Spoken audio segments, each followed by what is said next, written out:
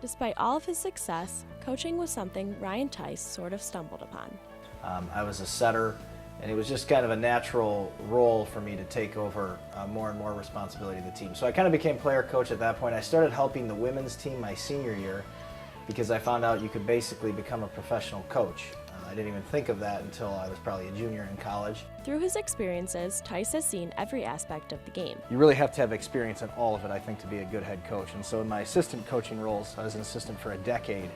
I worked in every different area of a volleyball program and feel I had a pretty good handle and was ready to be a head coach. And when he came to Athens, he was put right to work. My first week on the job was going to Kaylee Post's house.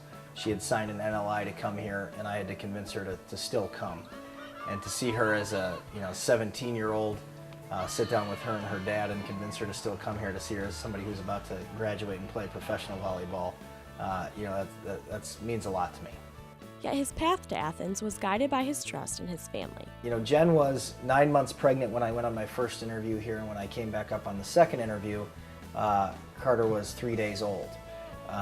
And she didn't get to come. And she trusted me and said, "I trust you. If you think we can do this, and if you think it's a place we want to live, we'll go."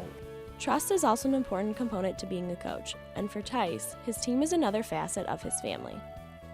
I make my team very familiar with what's going on in my family. We've had some tough things here and there, and some health issues here and there, and some stressful things come into our family. And our team has been aware of all that. I make them aware of that because I want them to understand that there's reasons for everything. It's the player's experience at Ohio that matters most to Theis. The biggest thing I want our players to graduate with is a phenomenal experience.